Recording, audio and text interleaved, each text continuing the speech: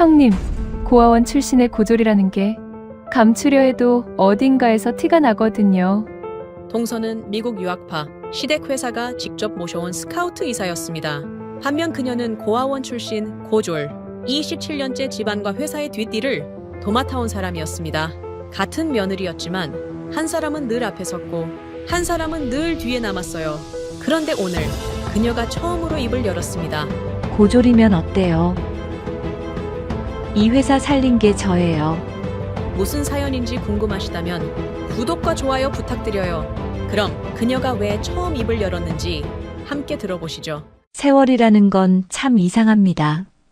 어떤 사람에게는 훈장이 되고 어떤 사람에게는 그냥 지워지는 시간이 되거든요. 이소희, 49. 시댁 회사에서 27년째 일해온 장남 며느리였습니다. 겉으로만 보면 부족한 것 없어 보였죠. 그런데 이상하죠. 그 모든 것을 가진 여자의 새벽은 왜 이렇게 차가운 걸까요? 소희는 오늘도 새벽 5시에 눈을 떴습니다. 옆자리는 비어 있었어요. 남편 준혁은 어젯밤 회식이 늦어 작은 방에서 잤거든요. 소희는 아무 말 없이 일어나 부엌으로 향했습니다. 22살부터 반복된 새벽이었어요. 집안 어른들 모이는 날 새벽, 부엌에는 불이 꺼져 있었습니다. 소희가 스위치를 올리자 형광등이 깜빡이며 켜졌어요. 차가운 빛이 넓은 주방을 비쳤습니다. 대리석 조리대, 최신형 오븐, 수입 냉장고. 다 있었지만 온기는 없었습니다. 소희는 앞치마를 두르고 냉장고를 열었습니다. 미리 손질해둔 재료들, 전거리, 탕거리. 전날 혼자 다 준비해둔 것들이었죠. 시어머니 윤 여사는 큰 며느리가 알아서 하겠지라고 했고, 동서지연은 형님이 워낙 잘하시니까요라고 했습니다.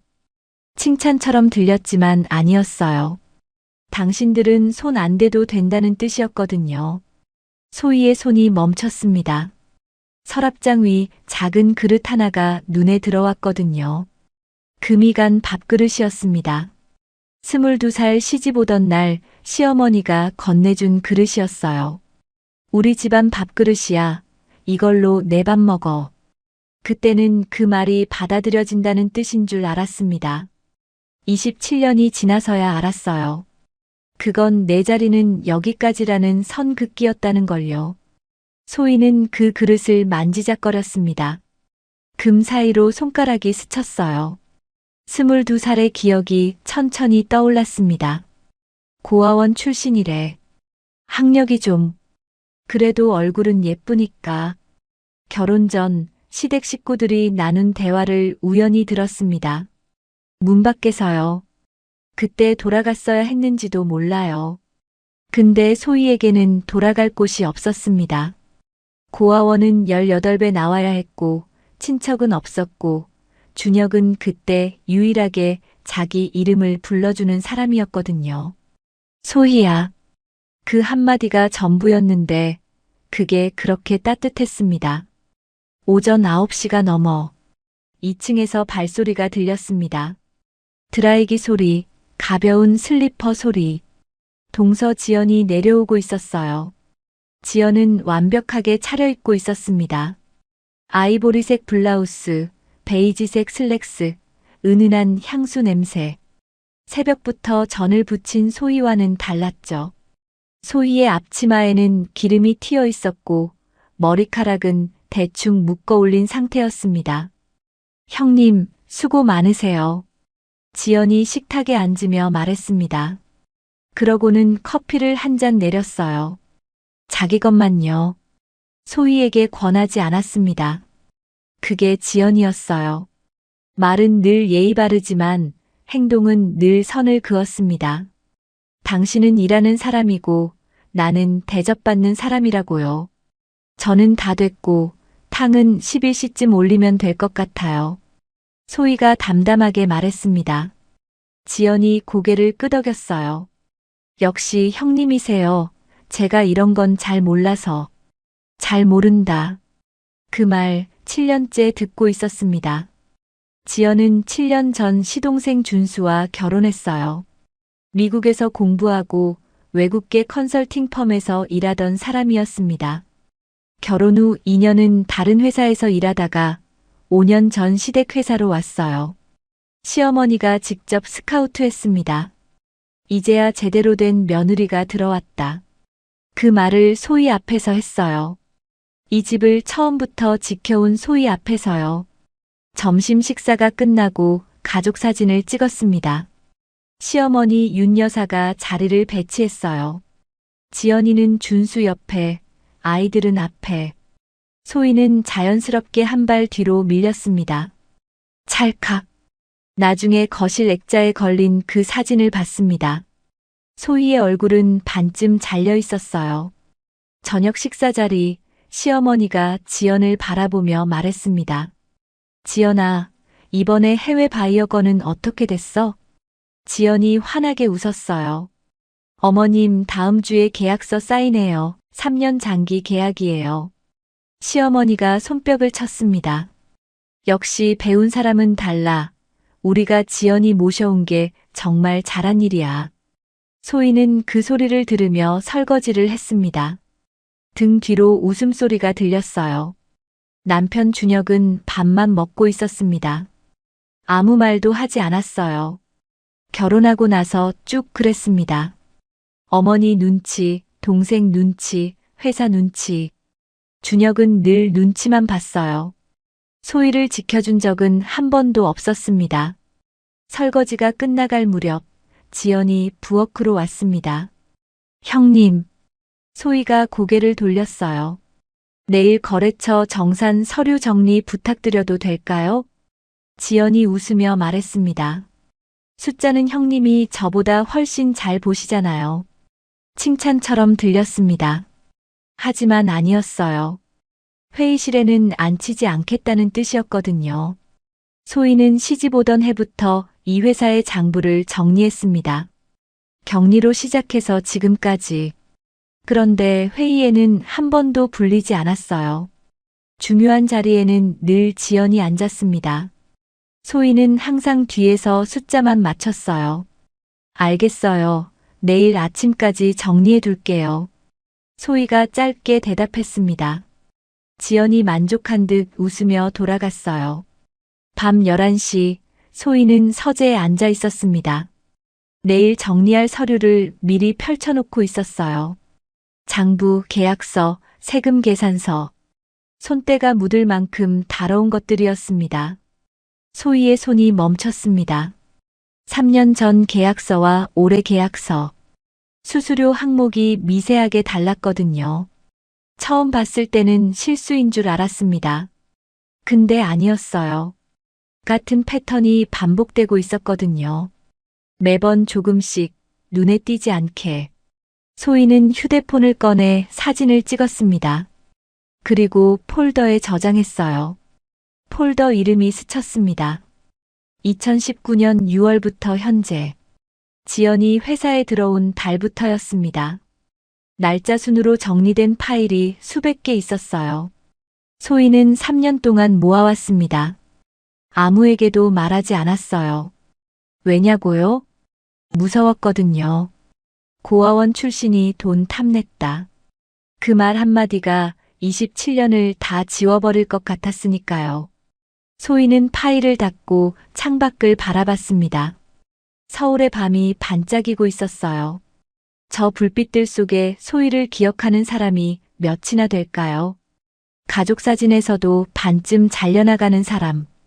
회의실에는 한 번도 불리지 않는 사람. 소희는 금이 간 밥그릇을 떠올렸습니다. 22살의 자신이 떠올랐어요. 그때는 견디면 된다고 생각했습니다. 견디면 언젠가 인정받을 거라고. 그런데 마음 하나는 달라져 있었습니다. 소희는 이제 더 이상 견디고 싶지 않았습니다. 내가 한 일은 내가 알고 숫자가 알아. 소희가 중얼거렸습니다. 파일을 다시 열었어요. 그리고 천천히 스크롤을 내렸습니다. 2019년 6월부터 2026년 3월까지 지연이 이 회사에서 한 모든 일의 흔적이 거기 있었습니다. 소희는 컴퓨터를 끄지 않았습니다. 대신 새 폴더를 하나 만들었어요. 폴더 이름은 정리. 그 안에 파일을 하나씩 복사하기 시작했습니다. 새벽 2시가 넘어서야 소희는 자리에서 일어났습니다. 부엌을 지나는데 식탁 위에 놓인 커피잔이 보였어요. 아침에 지연이 마시고 간 컵이었습니다. 치우지 않았더라고요. 당연히 소희가 치울 거라고 생각했겠죠. 소희는 그 잔을 들어 싱크대에 놓았습니다. 설거지는 하지 않았어요. 그냥 놓기만 했습니다. 처음이었습니다. 이 집에서 설거지를 안 하고 잠자리에 드는 게요. 소희는 침실로 향했습니다. 문을 열기 전에 잠깐 멈췄어요. 거울에 비친 자신을 봤습니다. 49의 얼굴. 주름이 생겼고 눈가가 처졌고 손은 거칠어졌습니다. 세월의 흔적이었어요. 그런데 이상하게도 오늘은 그 얼굴이 싫지 않았습니다. 이소희. 소희가 자기 이름을 불렀습니다. 오랜만이었어요. 그리고 방으로 들어갔습니다. 남편 준혁은 이미 깊이 잠들어 있었습니다. 소희는 그 옆에 누웠습니다. 천장을 바라보며 생각했습니다. 이제는 달라져야 해. 아니, 달라질 거야. 소희의 입가에 희미한 미소가 떠올랐습니다. 누구도 눈치채지 못할 만큼 작은 미소였어요. 하지만 그 안에는 오래 참아온 사람만이 가질 수 있는 단단함이 있었습니다. 새벽 5시. 알람이 울리기 전에 소희는 눈을 떴습니다. 어제와 같은 새벽이었어요. 하지만 뭔가 달랐습니다. 소희는 일어나면서 서랍을 열었어요. 그 안에 있던 전산세무 1급 자격증, 내부회계관리사 자격증, 독학으로 딴 것들이었습니다. 아무도 몰랐어요. 시댁 식구 중에는요. 소희는 그 자격증들을 가만히 바라봤습니다. 그리고 서랍을 닫았어요. 아직은 보여줄 때가 아니었거든요. 며칠 뒤 회사 창립 기념 행사가 있는 날이었습니다. 시댁 회사가 40주년을 맞았어요. 거래처 대표들, 은행 관계자들, 임원들 다 모이는 자리였죠. 소희는 행사장 뒤편에서 다과를 정리하고 있었습니다. 누가 시킨 것도 아니었어요. 자연스럽게 그 자리에 서 있었습니다. 22살 때부터 그랬으니까요. 단상 위에서 지연의 목소리가 울렸습니다. 올해 저희는 미국, 일본, 독일 3곳에서 신규 바이어를 유치했습니다. 지연은 빛나고 있었어요. 아이보리색 재킷, 단정하게 묶은 머리, 자신감 넘치는 제스처. 프레젠테이션 화면이 넘어갈 때마다 박수가 터졌습니다. 3년 장기 계약을 체결했고 이는 회사 역사상 최대 규모입니다. 시어머니 윤 여사가 맨 앞줄에서 고개를 끄덕였어요. 옆에 앉은 남편 준혁도 박수를 쳤습니다. 소희는 빈 접시를 들고 행사장 뒤편 준비실로 향했어요. 박수 소리가 등 뒤로 멀어졌습니다. 행사가 끝나자 사람들은 자연스럽게 저녁 자리로 흩어졌습니다. 창립 기념일만큼은 가족끼리도 따로 식사하는 집이었거든요. 소희야, 너는 정리 좀 하고 와라.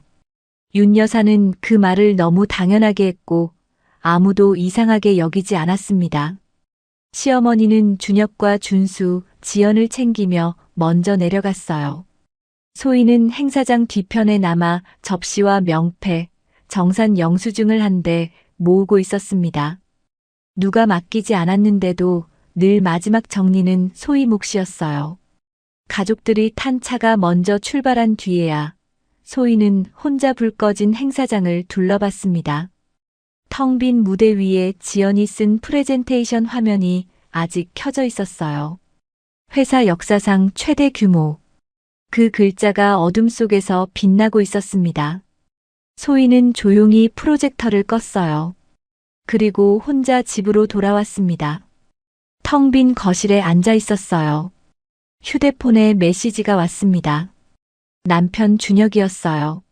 식사 끝나고 이 차가 늦어. 소희는 네라고만 답했습니다. 그게 전부였어요. 소희는 거실에서 창밖을 바라봤습니다. 서울의 불빛이 반짝이고 있었어요. 그 불빛들 사이 어딘가에서 가족들이 웃고 있었겠죠. 소희만 빠진 자리에서요. 밤 11시가 넘어서야 현관문이 열렸습니다. 준영만 먼저 들어왔어요. 술 냄새가 났습니다. 저녁 자리 좋았어요? 소희가 물었어요. 응, 뭐. 재수 씨가 분위기 잘 띄우더라. 나머지 식구들은 3차 갔어. 준혁은 그 말만 하고 방으로 들어갔습니다. 다음 날 아침 회사에 출근했습니다. 소희의 자리는 늘 구석이었어요. 복사기 옆 작은 책상. 거기가 소희의 27년이었습니다. 오전 회의가 있었어요. 지연이 주재하는 바이어 후속 미팅이었습니다. 소희는 회의실 문 앞을 지나갔어요. 안에서 웃음소리가 들렸습니다. 문이 살짝 열려 있었어요. 이번 건 진짜 지연 이사님 덕분이에요. 역시 외국에서 공부하신 분은 다르시다니까요. 지연의 목소리가 들렸습니다. 아니에요. 뒤에서 고생한 분들도 많았죠. 겸손한 척하는 목소리였어요. 하지만 그 말 속에도 소희 이름은 없었습니다. 바이어를 데려오고 사람들 앞에서 설명하는 건 지연 몫이었어요. 그 뒤에 남는 숫자와 서류, 정산과 장부는 늘 소희 몫이었죠. 그런데 사람들은 늘 앞에 선 사람만 기억했습니다. 소희는 그냥 지나쳤어요. 점심시간 지연이 소희를 불렀습니다. 형님, 잠깐 얘기 좀 할 수 있을까요? 소희는 고개를 끄덕였어요. 옥상으로 올라갔습니다. 바람이 불었어요. 지연이 난간에 기대서며 입을 열었습니다. 형님, 솔직하게 말씀드려도 될까요? 소희는 대답하지 않았어요. 지연이 계속했습니다. 어제 행사 때 신규 바이어 쪽 김 상무님이 저한테 그러시더라고요. 뭐라고요? 형님이 다과 정리하시는 거 보시고 저분이 누구냐고 물으셨대요. 소희의 표정이 굳었습니다. 제가 장남 며느리시라고 말씀드렸더니 좀 놀라시더라고요. 지연이 웃으며 말했어요. 형님, 제가 나쁜 마음으로 드리는 말씀이 아니에요. 그 말이 나올 줄 알았습니다. 그냥 형님이 불편하실까 봐요. 지연이 난간에 기대며 말을 이었습니다. 거래처 분들 앞에선 아무래도 분위기라는 게 있잖아요. 형님도 아시잖아요. 소희는 가만히 듣고 있었어요. 어머님도 그렇고 아주버님도 그렇고 형님이 바이어 자리에 같이 계시면 저도 설명하기가 좀 곤란해요. 지연이 잠시 말을 끊었습니다. 그리고 소희를 바라보며 덧붙였어요. 형님, 고아원 출신의 고졸이라는 게 감추려 해도 어딘가에서 티가 나거든요. 바람이 멈춘 것 같았습니다. 아니, 소희의 귀에만 모든 소리가 사라진 거였어요. 지연이 계속 말했습니다. 형님을 위해서 드리는 말씀이에요. 굳이 불편한 자리에 계실 필요 없잖아요. 소희는 지연을 바라봤습니다. 지연의 눈은 웃고 있었어요. 입꼬리도 올라가 있었습니다. 그런데 그 눈 속에는 아무것도 없었어요. 소희를 사람으로 보지 않는 눈이었습니다. 저는 7년을 미국에서 공부했어요. 지연이 마지막으로 덧붙였습니다. 그게 하루아침에 되는 게 아니잖아요. 7년. 그 말이 소희의 가슴에 박혔습니다. 소희는 27년을 이 회사에서 일했어요. 새벽에 출근해서 장부를 맞추고 세금 신고를 하고 거래처 정산을 했습니다. 한 번도 틀린 적 없었어요. 그런데 지연의 7년이 소희의 27년보다 값진 거였습니다. 이 회사에서, 이 가족에서, 이 세상에서 소희는 입을 열었습니다. 그래요, 동서. 그게 전부였어요. 지연이 고개를 갸웃했습니다. 뭔가 더 나올 줄 알았던 거겠죠. 하지만 소희는 더 말하지 않았어요. 돌아서서 계단을 내려갔습니다. 한 계단 한 계단. 발소리만 울렸어요. 사무실로 돌아온 소희는 자리에 앉았습니다. 손이 떨렸어요. 키보드 위에 올린 손가락이 미세하게 흔들리고 있었습니다. 소희는 심호흡을 했어요. 그리고 컴퓨터를 켰습니다. 폴더를 열었어요. 2019년 6월부터 현재 파일이 쭉 나열되어 있었습니다. 소희는 그 파일들을 하나씩 훑어봤어요. 3년 동안 모은 것들이었습니다. 수수료 이상 내역, 페이퍼 컴퍼니 흔적, 계약서 수정 이력. 지연이 이 회사에서 한 일의 모든 것이 거기 있었어요. 소희는 새 파일을 하나 만들었습니다. 파일 이름을 입력했어요. 최종 정리. 그리고 천천히 타이핑을 시작했습니다. 손이 더 이상 떨리지 않았어요. 퇴근 시간이 됐습니다. 사람들이 하나둘 사무실을 나섰어요. 지연도 가방을 들고 일어났습니다. 소희 책상 앞을 지나가면서 한마디 했어요. 형님, 오늘 말씀드린 거 너무 섭섭하게 생각하지 마세요. 소희는 고개를 들었습니다. 그럴 리가요, 동서. 담담한 목소리였어요. 지연이 잠깐 멈칫했습니다. 뭔가 이상하다는 듯이 소희를 봤어요. 하지만 금방 웃으며 돌아섰습니다. 발소리가 멀어졌습니다. 사무실이 텅 비었어요. 소희 혼자 남았습니다. 모니터 불빛만 소희의 얼굴을 비추고 있었어요. 소희는 USB를 꺼냈습니다. 파일을 복사했어요. 복사가 완료되자 USB를 뽑아 주머니에 넣었습니다. 그리고 컴퓨터를 껐어요. 일어서면서 창밖을 봤습니다. 해가 지고 있었어요. 서울의 하늘이 붉게 물들어 있었습니다. 소희는 중얼거렸어요. 동서님 7년이 제 27년보다 값지다고요? 입꼬리가 살짝 올라갔습니다. 두고 보죠. 소희는 불을 끄고 사무실을 나섰습니다. 복도에는 아무도 없었어요. 소희의 발소리만 울렸습니다. 엘리베이터를 타고 1층으로 내려갔어요. 로비를 지나 밖으로 나왔습니다. 저녁 바람이 불었어요. 소희는 깊이 숨을 들이마셨습니다. 오늘 들은 말이 떠올랐어요. 고아원 출신의 고졸이라는 게 감추려 해도 어딘가에서 티가 나거든요. 그 말이 아프지 않았다면 거짓말이겠죠. 아팠어요. 27년 동안 참아온 것들이 한꺼번에 올라오는 것 같았습니다.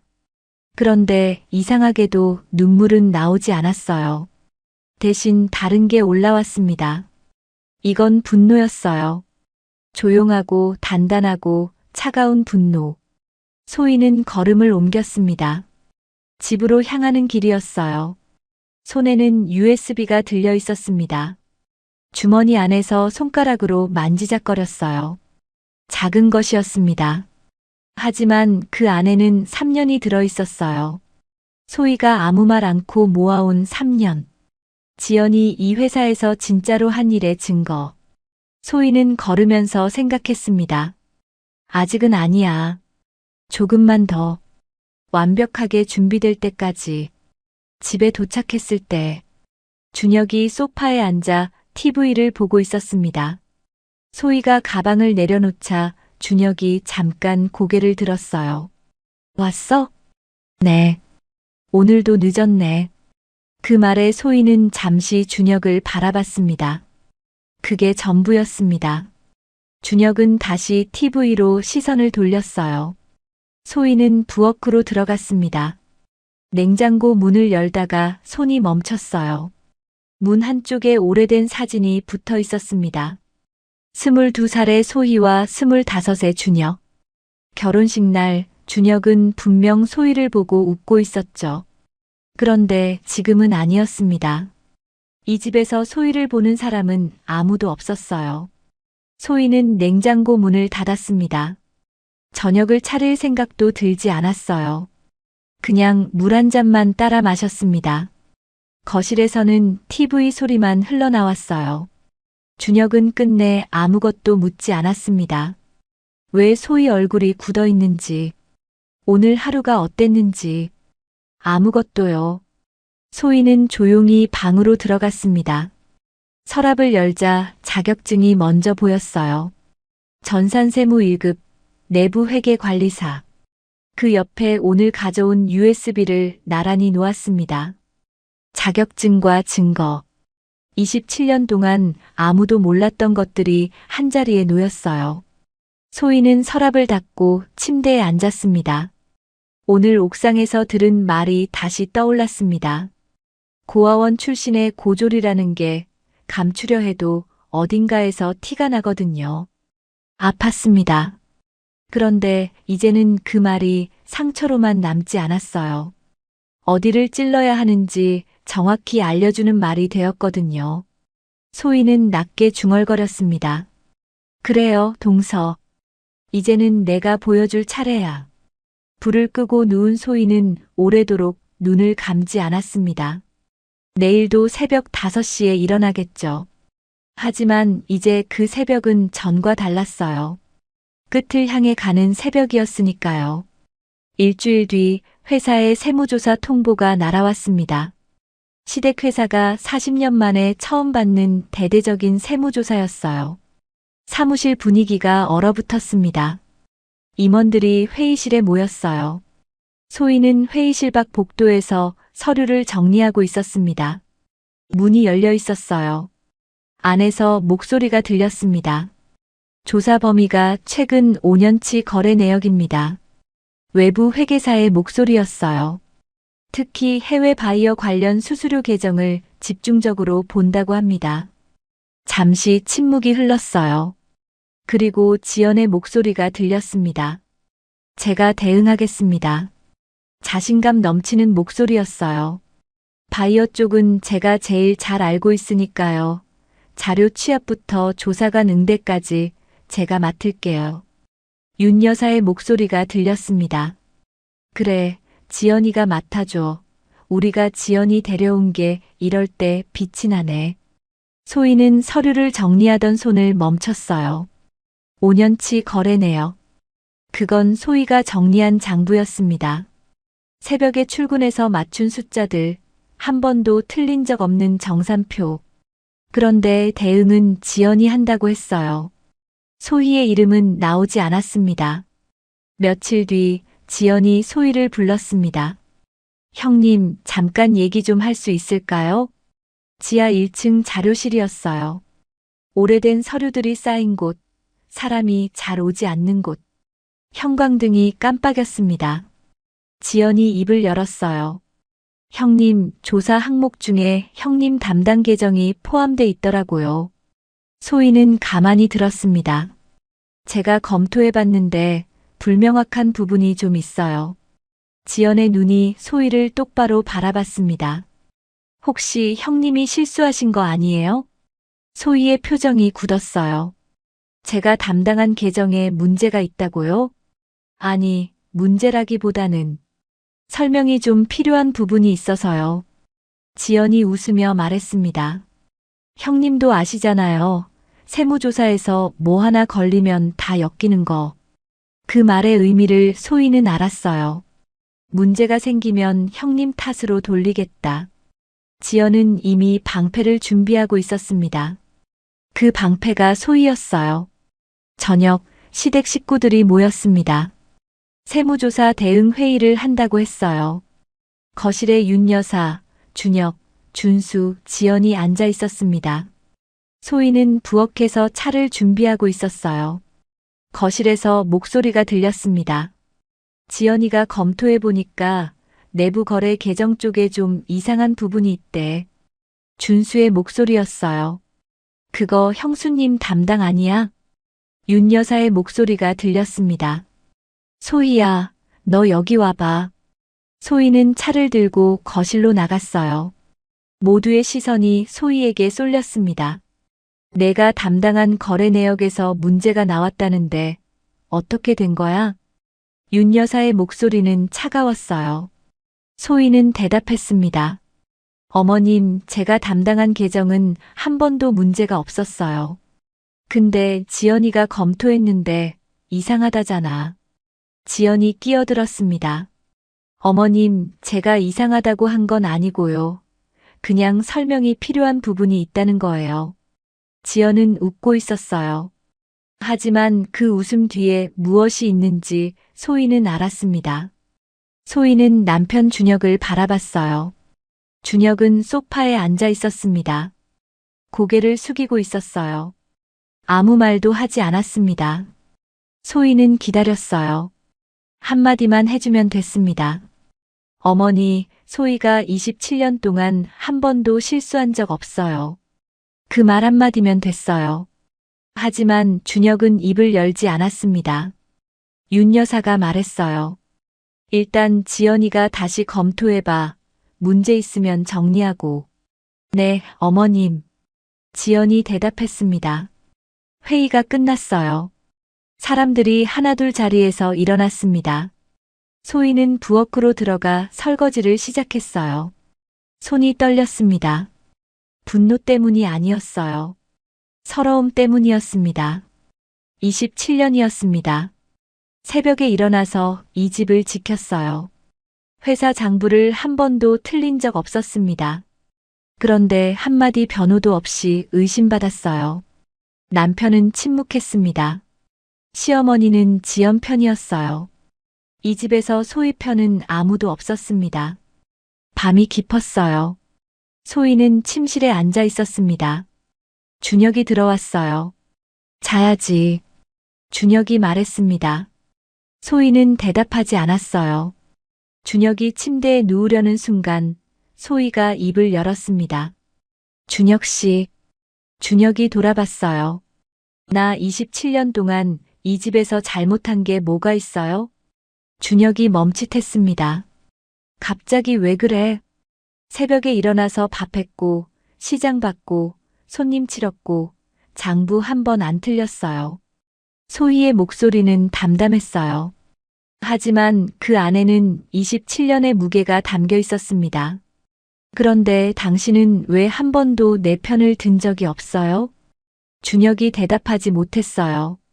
오늘 거실에서 어머님이 나한테 뭐라고 했는지 들었잖아요.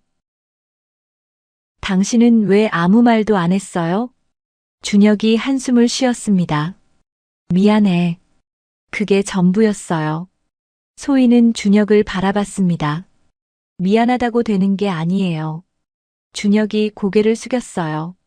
나도 알아, 근데. 어머니 앞에서 뭐라고 해. 그게 이유예요? 어머니 눈치, 동생 눈치, 회사 눈치. 소희의 목소리가 낮아졌어요. 당신은 평생 눈치만 봤어요. 나 빼고 다. 준혁이 아무 말도 하지 못했습니다. 소희는 일어섰어요. 이제 나는 결정해야 해요. 준혁이 고개를 들었습니다. 뭘 결정해? 소희는 대답하지 않았어요. 방을 나와 서재로 향했습니다. 컴퓨터를 켰어요. 폴더를 열었습니다. 소희는 파일 하나를 열었습니다. 그리고 멈췄어요. 세무조사 대응한다고 지연이 공유한 폴더가 있었습니다. 거기서 처음 보는 문서가 튀어나왔거든요. 지연 명의가 아니었습니다. 지연 대학 동기 이름으로 된 법인. 거기로 수수료가 우회해서 흘러간 흔적이었어요. 소희는 그 문서를 확대했습니다. 결제란에 도장이 찍혀 있었어요. 준숙. 시동생 이름이었습니다. 소희의 손이 멈췄어요. 준수가 알고 있었던 거였습니다. 아니, 어쩌면 처음부터 같이였을 수도 있어요. 소희는 한참을 그 문서를 바라봤습니다. 그리고 천천히 저장했어요. USB에 복사했습니다. 복사가 완료되자 USB를 꺼내 손에 쥐었어요. 서랍을 열었습니다. 자격증 옆에 나란히 놓았어요. 전산세무 1급, 내부회계관리사, 그리고 USB. 소희는 서랍을 닫았습니다. 그리고 중얼거렸어요. 다 모았어요. 이제 기다리는 건 끝났습니다. 여러분, 참 오래도 버텼죠. 이름 없이 산다는 건 사람 마음이 먼저 닳는 일일지도 모릅니다. 그런데 소희 씨는 끝내 숫자만큼은 놓지 않았어요. 이제는 숨겨온 사람이 아니라 드러날 사람이 되려 합니다. 다음 이야기도 함께 들어봐 주세요. 세무조사 당일이 밝았습니다. 회의실에 조사관 2명이 앉아 있었어요. 테이블 위에는 5년치 장부와 계약서가 쌓여 있었습니다. 윤 여사, 준혁, 준수, 지연이 한쪽에 앉았어요. 외부 회계사도 배석했습니다.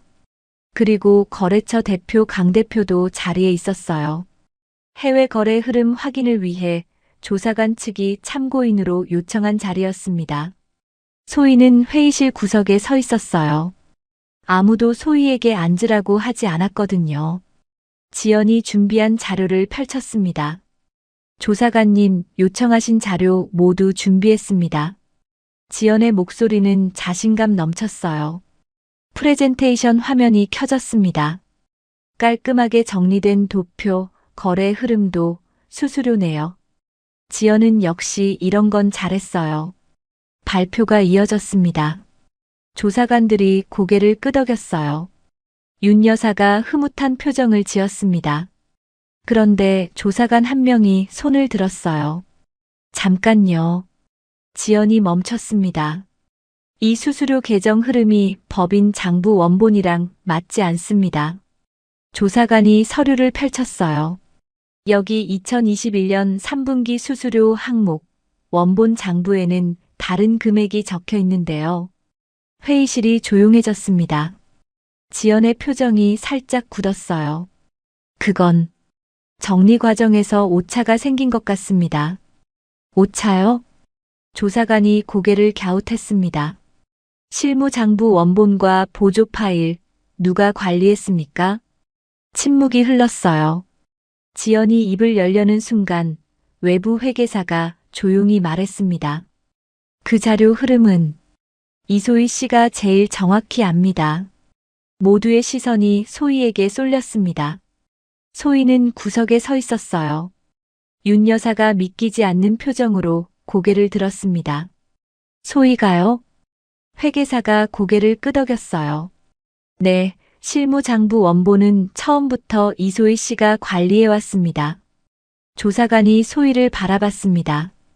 이소희 씨, 이쪽으로 오시겠습니까? 소희는 천천히 걸어 나왔어요. 27년 동안 한 번도 서본 적 없는 자리였습니다. 소희는 가방에서 USB를 꺼냈어요. 조사관님, 제가 정리한 자료가 있습니다. 지연의 눈이 커졌습니다. 소희가 USB를 노트북에 꽂았어요. 화면에 파일이 떴습니다. 소희가 파일을 하나씩 열었습니다. 5년치 대조 자료, 대학 동기명의 법인으로 빠져나간 계좌 흐름, 계약서마다 숨겨진 수수료 항목, 그리고 마지막으로 준수 도장이 찍힌 결제 문서. 소희는 감정 없이 숫자만으로 설명했어요. 2019년 6월부터 수수료 항목이 변경되기 시작했습니다. 원래 거래처로 가야 할 금액 중 일부가 이 법인으로 우회했어요. 이 법인은 지연 이사님 대학 동기 명의입니다. 그리고 이 결제 문서에는 박준수 이사님 도장이 찍혀 있습니다. 회의실이 얼어붙었습니다. 준수의 얼굴이 하얗게 변했어요. 지연은 입술을 깨물고 있었습니다.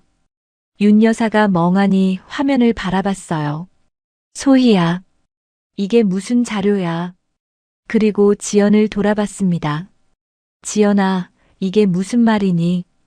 지연이 대답하지 못했어요. 윤 여사가 준수를 바라봤습니다. 준수야, 저 도장은 뭐야? 준수는 고개를 숙인 채 아무 말도 하지 못했어요. 조사관이 자료를 받아 적으며 고개를 끄덕였습니다. 이 자료, 원본 대조가 필요하겠습니다. 네, 원본 파일 모두 여기 있습니다. 소희가 USB를 건넸어요. 지연이 자리에서 벌떡 일어났습니다. 잠깐만요, 이건 아니에요. 지연의 목소리가 떨렸어요. 조사관님, 저 자료는 검증되지 않은 거예요. 형님이 임의로 만든 거라고요.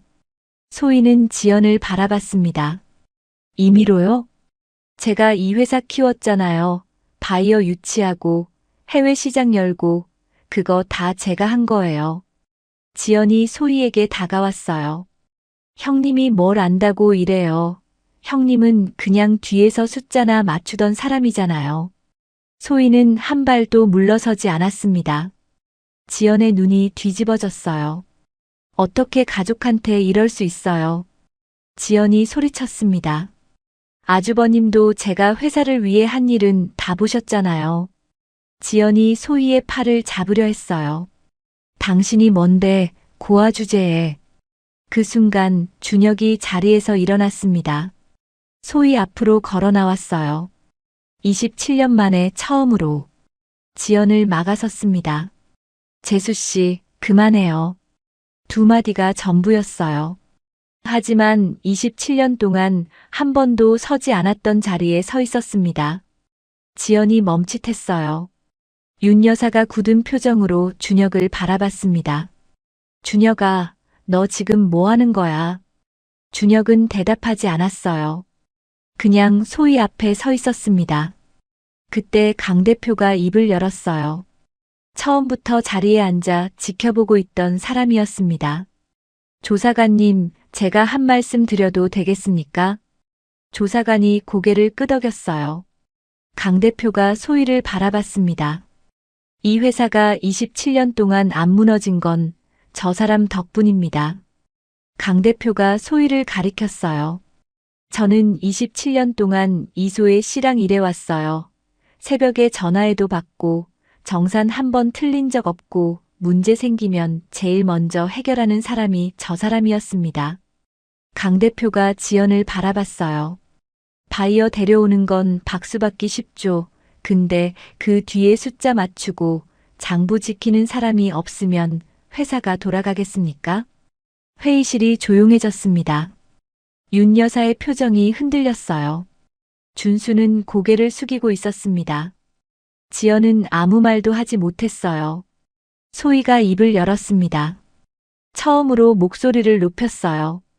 고졸이면 어때요? 모두가 소희를 바라봤습니다. 소희의 목소리는 떨리지 않았어요. 이 회사 살린 게 저예요. 회의실에 소희의 목소리만 울렸습니다. 27년 동안 한 번도 하지 못했던 말. 그 말이 드디어 터져 나왔어요. 조사관이 자료를 정리하며 말했습니다. 일단 이 자료 기반으로 추가 조사 진행하겠습니다. 지연 이사님, 박준수 이사님은 별도로 소환 통보 나갈 겁니다. 지연의 얼굴이 창백해졌어요. 준수는 여전히 고개를 숙이고 있었습니다. 윤 여사는 아무 말도 하지 못했어요. 소희는 가방을 들었습니다. 회의실을 나섰어요. 복도를 걷는 발소리가 길게 울렸습니다. 27년 동안 한 번도 서지 못했던 자리에서 처음으로 자기 이름을 지켰습니다. 조사 이후 한동안 시댁은 조용했습니다. 지연은 횡령 혐의로 검찰에 고발됐어요. 바이어 유치 능력은 진짜였습니다. 하지만 그게 면죄부가 되진 않았어요. 그리고 조사 과정에서 한 가지가 더 드러났습니다. 내부 인사 자료를 검토하던 중이었어요. 지연의 학력란에는 미국 MBA 졸업이라고 적혀 있었습니다. 그런데 실제로는 정규 MBA가 아니었어요. 1년짜리 단기 수료 과정이었습니다. 회사 소개 자료는 지연이 직접 작성한 거였습니다. 시어머니가 그토록 자랑하던 미국 MBA 출신 며느리. 그 포장도 지연이 스스로 부풀린 거였어요. 준수는 처음엔 눈을 피했습니다. 지연이 시키는 대로 도장만 찍었을 뿐이라고 스스로를 속였거든요. 하지만 계좌 흐름 자료 앞에서 그 말도 더는 통하지 않았습니다. 변호사 사무실 문을 열던 날, 준수는 아무한테도 전화하지 않았어요. 이혼 서류를 손에 쥔 채로요. 윤 여사는 한동안 말이 없었습니다. 거실 소파에 앉아 창밖만 바라보는 날이 많았어요. 자신이 그토록 믿었던 사람이 처음부터 포장되어 있었다는 걸 알았으니까요. 어느 날 저녁 윤 여사가 소희를 조용히 불렀습니다. 소희야. 소희가 고개를 들었어요. 내가 몰랐어. 윤 여사의 목소리가 낮았습니다. 미안하다. 소희는 한참을 윤 여사를 바라봤어요. 27년 만에 처음 듣는 사과였습니다. 그런데 이상하게도 눈물이 나오지 않았어요. 그냥 오래됐습니다. 소희는 대답하지 않았습니다. 고개만 한번 숙였어요. 그게 전부였습니다. 며칠 뒤 준혁이 소희에게 말했습니다. 내가 지켜줬어야 했는데. 소희는 준혁을 바라봤어요. 미안해. 준혁의 눈가가 붉었습니다. 27년 동안 한 번도 내 편을 못 들었어. 소희는 잠시 준혁을 바라봤어요. 그리고 천천히 입을 열었습니다. 준혁 씨, 나 잠깐 혼자 있어야겠어요. 준혁이 멈칫했습니다. 혼자? 당장 어디 가는 건 아니에요. 소희가 말했어요. 그냥 시간이 좀 필요해요. 준혁은 아무 말도 하지 못했습니다. 소희는 짐을 쌌어요. 많지 않았습니다. 옷 몇 벌, 책 몇 권, 그리고 자격증이 든 서류 봉투. 소희는 현관문을 열기 전에 잠깐 멈췄어요. 뒤를 돌아봤습니다. 27년을 살았던 집이었어요. 소희는 문을 열고 나섰습니다. 준혁 곁으로 돌아가지 않았어요. 당장은요. 몇 달이 지났습니다. 강 대표 소개로 소희는 작은 사무실을 얻었어요. 건물 3층, 창문 하나 있는 방. 간판은 소박했습니다. 이소의 장부관리실. 소희가 간판을 올려다봤어요. 자기 이름이 적힌 간판. 누가 지어준 것도 아니고 누가 허락한 것도 아니었어요. 소희가 직접 만든 거였습니다. 첫 손님이 왔어요. 고아원 후배였습니다. 작은 분식집을 차렸는데 장부 정리를 어떻게 해야 하는지 모르겠다고 했어요. 언니, 나 이런 거 하나도 몰라서. 소희가 웃었어요. 앉아. 내가 하나씩 알려줄게. 장부 쓰는 법, 영수증 정리하는 법, 세금 신고하는 법. 하나씩 알려줬어요. 후배가 고개를 끄덕이며 받아 적었습니다. 언니, 진짜 잘한다. 27년 했으니까. 그해 겨울, 고아원 앞으로 장학금 봉투가 도착했습니다. 보내는 사람 이름에는 이소희가 적혀 있었어요. 어느 날 오후 사무실 문 앞에 사람이 서 있었어요. 준혁이었습니다. 말이 없었어요. 그냥 서 있었습니다. 손에 도시락이 들려 있었어요. 소희는 창문에서 한참을 준혁을 바라봤습니다. 그리고 천천히 문 쪽으로 걸어갔어요. 문을 열었습니다. 소희야. 준혁이 오랜만에 그 이름을 불렀어요. 소희는 한참 그를 바라봤습니다. 그리고 문을 조금 더 열었어요. 준혁이 천천히 들어왔습니다. 창밖으로 해가 지고 있었어요. 작은 사무실 안으로 노을빛이 들어왔습니다. 소희는 간판을 바라봤어요. 이소의 장부관리실. 27년 동안 이 집에서는 아무도 불러주지 않던 이름. 이제는 간판에 적혀 있었습니다. 소희는 중얼거렸어요. 이제 제 이름을 부르는 사람이 생겼습니다. 그리고 웃었어요. 이제는 누가 허락하지 않아도 되는 웃음이었습니다. 여러분, 오늘 이야기 어떠셨어요? 오래 버틴 사람은 약한 사람이 아니라 끝내 무너지지 않은 사람인지도 모르겠습니다. 소희 씨가 되찾은 건 돈이나 자리보다 자기 이름이었죠. 살아가다 보면 누구나 자기 이름이 희미해지는 시간을 지나기도 하죠. 하지만 버틴 시간은 사라지지 않아요. 언젠가 그 시간이 다시 우리를 일으켜 세워줄 거예요. 오늘 이야기 끝까지 함께 해주셔서 감사합니다. 당신의 하루에 작은 여운이 남았기를 바랍니다. 우리는 또 단짝처럼 다음 이야기에서 만날게요. 지금까지 사연단짝이었습니다. 이거 나! 이거 놓으라고! 윤서의 비명이 집안에 울려 퍼졌어요. 소영은 머리채를 더 세게 움켜쥐었고 강미숙은 윤서의 떨리는 손가락에 인주를 묻혔죠. 하얀 서류 위로 붉은 손도장이 찍히려는 그 순간 윤서는 조용히 눈을 감았습니다. 대체 인생이 어쩌다 여기까지 흘러온 걸까요? 모든 건 한 달 전 절대 해서는 안 될 결혼을 선택했던 그날에서 시작됐습니다. 이 이야기를 끝까지 들으시면 왜 윤서가 이런 선택을 할 수밖에 없었는지, 그리고 이 선택이 어떤 반전으로 돌아오는지 알게 되실 거예요. 지금 이 이야기가 궁금하시다면 구독과 좋아요로 함께 해주세요. 그럼 지금부터 천천히 들려드리겠습니다. 한윤서는 24살이에요. 엄마가 돌아가신 건 중학교 2학년 때였고 아버지 한정우는 그로부터 1년도 안 되어 강미숙이라는 여자를 데려왔죠.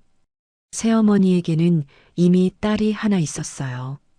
같은 나이지만 생일이 한 달 빠른 한소영. 그래서 윤서는 소영을 언니라고 불러야 했어요. 처음부터 소영은 윤서를 경계했어요. 같이 놀자고 하면 문을 닫아버렸고 밥상에서 눈도 마주치지 않았죠. 강미숙은 늘 소영의 편이었어요. 윤서야, 언니가 예민한 건 적응 기간이라서 그래.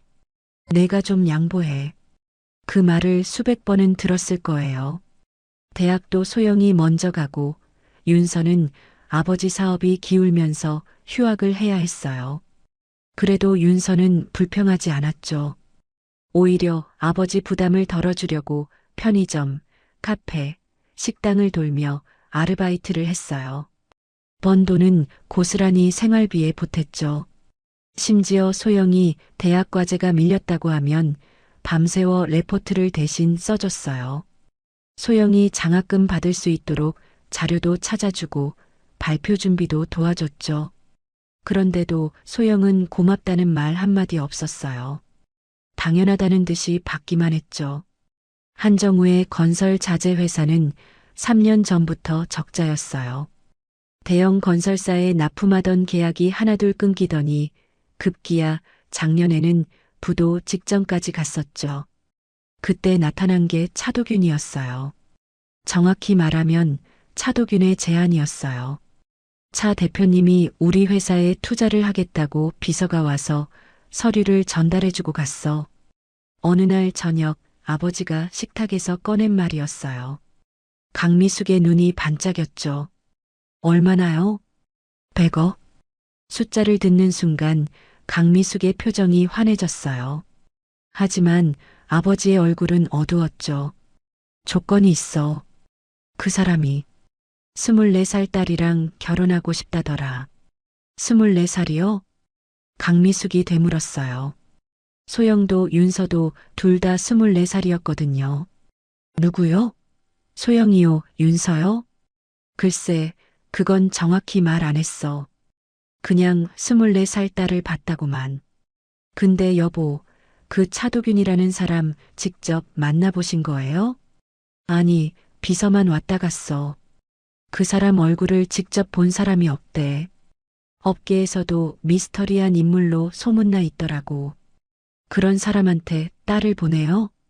나도 이상한 건 아는데. 지금 은행도 거래처도 다 등을 돌렸어. 이거 아니면 방법이 없어. 그날 밤 윤서는 소영의 방문 앞에서 강미숙과 소영의 대화를 들었어요. 엄마, 나 그런 사람이랑 절대 못해. 차도균이 누군지 알아? 조폭이야, 조폭. 소영아, 목소리 낮춰. 싫어. 그 사람 얼굴에 칼자국 있대. 여자 때려서 경찰서 간 적도 있고. 나 죽어도 싫어. 그럼 어떡해. 아버지 회사가 망하면 우리 다 거리로 나앉아. 잠시 침묵이 흘렀어요. 그리고 강미숙의 목소리가 낮게 들려왔죠. 윤서가 있잖아. 뭐? 어차피 그 애는 내 딸도 아니고. 아빠한테는 내가 잘 말할게. 윤서의 손이 떨렸어요. 알고는 있었지만 이렇게까지 자신을 물건 취급할 줄은 몰랐거든요. 다음 날 아침 아버지가 윤서를 불렀어요. 거실 소파에 앉은 아버지의 눈가에는 다크서클이 짙게 깔려 있었죠. 윤서야, 네, 아버지. 미안하다. 그 한마디에 윤서는 모든 걸 알았어요. 저더러 결혼하라는 거죠? 아버지가 고개를 떨궜어요. 소영이는 울고불고 안 된다고. 안 그러면 죽어버릴 거라고. 그래서 저한테 가라는 거죠. 아버지는 대답하지 못했어요. 그 침묵이 대답이었죠. 강미숙이 옆에서 말했어요. 윤서야, 내가 좀 희생해줘. 소영이는 워낙 예민한 애라 그런 환경에서 못 버텨. 근데 넌 강하잖아. 강하다. 그 말이 윤서의 가슴에 비수처럼 꽂혔어요. 내가 강해서가 아니라 내가 버려져도 괜찮은 사람이라서겠죠. 차도균이라는 분 직접 만나볼 수 있을까요? 윤서의 물음에 강미숙이 고개를 저었어요. 아무도 그 사람 얼굴을 본 사람이 없대. 비서만 오가고. 그리고 내일이 결혼식인데 무슨. 시간 없어. 내일이요? 그래. 차 대표님이 급하시대. 장소는 청담동 호텔 펜트하우스라고 하더라. 서류는 이미 다 준비됐고. 윤서는 창밖을 바라봤어요. 벚꽃이 막 피기 시작한 4월이었죠. 24번째 봄. 자신의 인생이 이렇게 끝날 줄은 몰랐어요. 그날 밤, 소영의 방에서는 강미숙과 소영이 속닥거렸어요. 엄마, 내일 결혼식 때 혹시라도 그 괴물이 마음 바꿔서 나랑 결혼하겠다고 하면 어떡해? 그래, 소영아. 걱정 마. 이 엄마가 윤서 등 떠밀어서라도 식장에 보낼 테니까 넌 결혼식 끝날 때까지 어디 조용히 숨어 있어. 잠시 후 소영이 캐리어를 끌고 현관으로 나왔죠. 언니, 이 밤중에 어디가? 소영은 귀찮다는 듯 윤서를 위아래로 훑어보며 차갑게 쏘아붙였어요. 어디 가긴. 나 내 결혼식 같은 거 볼 생각 전혀 없거든. 조폭 마누라 되는 게 뭐 자랑이라고. 재수없게 엮이기 싫으니까 말 걸지 마. 미안함이라곤 찾아볼 수 없는 말투. 소영은 겁에 질린 자신의 속마음을 숨긴 채 오히려 윤서에게 비수를 꽂고는 문을 쾅 닫고 나가버렸어요. 그날 밤 윤서는 잠을 이루지 못했어요. 휴대폰으로 차도균을 검색해봤지만 사진 한 장 나오지 않았어요. 얼굴을 본 사람이 없다더니 정말이었죠. 그저 무성한 소문들 뿐이었어요. 57살 동부 일대를 장악한 조폭 두목, 얼굴에 긴 칼자국, 성격이 난폭하고 여자도 때린다는 이야기들. 윤서는 휴대폰을 내려놓고 천장을 바라봤어요. 엄마가 살아계셨다면 이런 일은 없었을 텐데. 눈물이 흘러내렸지만 소리를 내지는 않았죠. 내일이면 자신은 얼굴도 모르는 괴물의 아내가 된다. 그게 윤서의 마지막 생각이었어요. 다음 날 오후 검은색 승용차 한 대가 윤서의 집 앞에 도착했어요. 운전기사가 내려서 문을 열었고 새어머니와 아버지 그리고 윤서는 차에 올라탔어요. 청담동으로 향하는 동안 아무도 말이 없었죠. 차가 고급 호텔 앞에 멈추자 강미숙의 눈이 휘둥그레졌어요. 로비로 들어서는 순간 검은 양복을 입은 남자들이 다가왔어요. 경호원들이었죠. 그들이 세 사람을 안내했어요. 강미숙은 호텔의 화려함에 눈이 멀어 연신 두리번거렸죠. 윤서는 그 화려함이 마치 자신을 가둘 금칠한 감옥처럼 느껴져 몸이 떨렸어요. 전용 엘리베이터 앞에 도착했을 때 경호팀장으로 보이는 남자가 와서 앞을 가로막았어요. 신부님만 모시겠습니다. 강미숙이 버럭 화를 냈죠.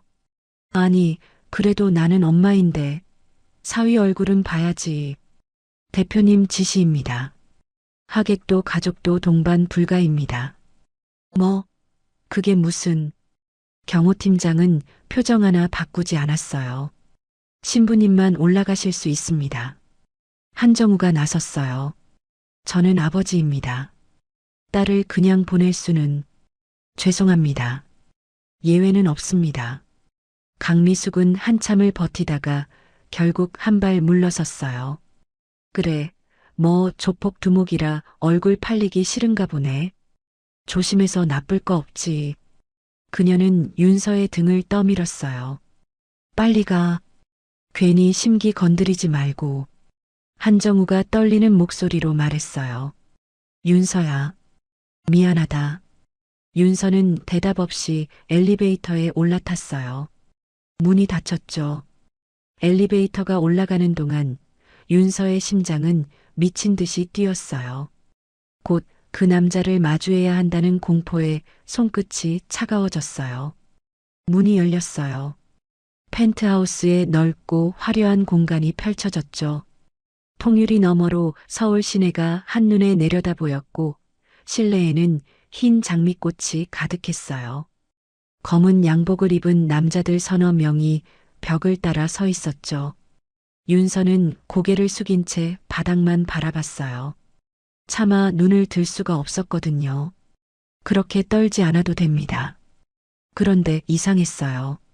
목소리가 너무 젊고 너무 부드러웠거든요. 윤서가 천천히 고개를 들었어요. 그리고 눈앞에 서 있는 남자를 본 순간 숨이 멎었죠. 젊고 잘생긴 남자가 서 있었어요. 30대 초반 정도로 보였죠. 날카로운 이목구비에 차가운 인상이었지만 흉터는커녕 흠 하나 없는 얼굴이었어요. 키가 크고 체격이 좋았으며 검은색 정장이 완벽하게 어울렸죠. 당신이 차도균 씨예요? 네, 차도균입니다. 생각하던 것과 많이 다르죠? 말문이 막혔어요. 32이에요. 57이라는 건 돌아가신 저희 아버지 얘기고. 차도균이 담담하게 말했어요. 아버지가 3년 전에 돌아가시면서 제가 모든 걸 물려받았죠. 얼굴의 흉터도 난폭한 성격도 전부 아버지 얘기예요. 윤서는 멍하니 그를 바라봤어요. 한 가지 묻겠습니다. 그가 윤서의 눈을 똑바로 바라봤어요.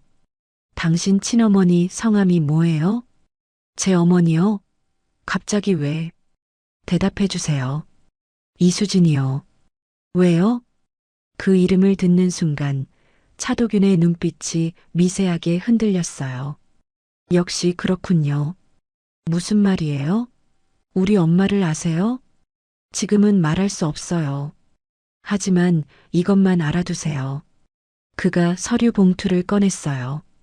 이건 당신 아버지 회사에 투자하는 100억의 계약서예요. 이미 입금됐습니다.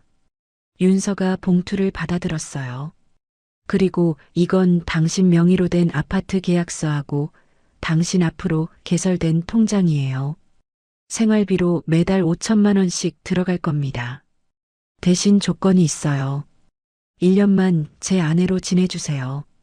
1년 후에는 당신이 원하면 이혼해 줄게요. 아, 그런데 저는 언니 대신에 처음부터 당신이었어요.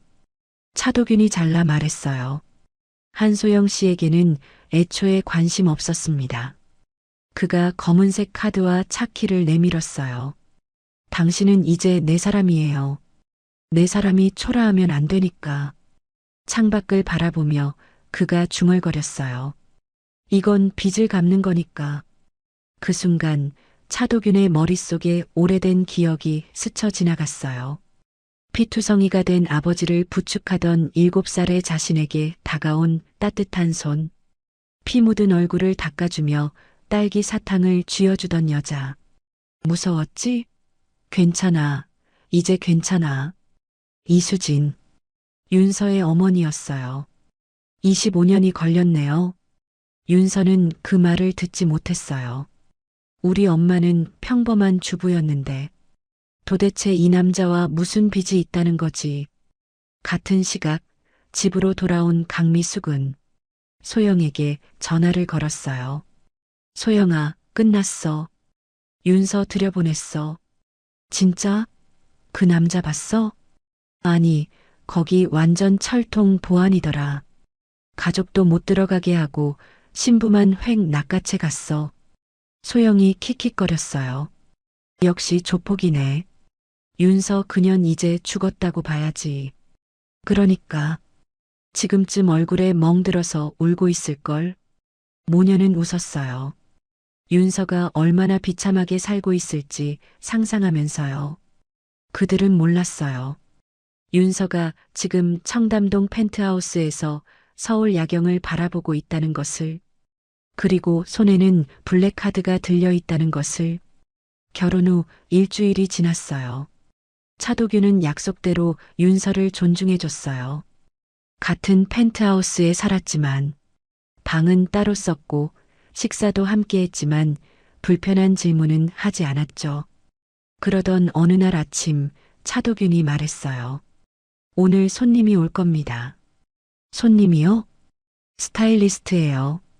당신한테 필요한 것들 좀 챙겨줄 거예요. 윤서가 당황했어요. 저는 괜찮은데. 괜찮지 않아요. 차도균이 윤서를 바라봤어요. 당신은 이제 내 아내예요. 어디 가서 주눅 들면 안 됩니다. 점심때쯤 스타일리스트가 도착했어요. 중년의 세련된 여자였는데 윤서를 보자마자 눈이 반짝였죠. 어머, 베이스가 정말 좋으시네요. 이 정도면 살짝만 다듬어도 확 살아날 거예요. 그렇게 3시간 동안 윤서는 머리부터 발끝까지 관리를 받았어요. 헤어, 메이크업, 네일, 그리고 새 옷까지. 거울 앞에 선 윤서는 자기 모습이 낯설었어요. 머리카락이 윤기 있게 흘러내렸고 칙칙했던 얼굴에 생기가 돌았죠. 옅은 화장만 했을 뿐인데 완전히 다른 사람처럼 보였어요. 이게 정말 저예요? 스타일리스트가 웃었어요. 원래 가지고 계신 걸 꺼낸 것뿐이에요. 사모님, 정말 예쁘세요. 사모님. 그 호칭이 아직도 어색했어요. 저녁 때 퇴근한 차도균이 윤서를 보더니 잠시 멈췄어요. 그리고 고개를 끄덕였죠. 잘 어울리네요. 감사합니다. 윤서의 얼굴이 붉어졌어요. 내일 백화점에 가서 필요한 거 있으면 더 사요. 혼자요? 내가 데려다 줄게요.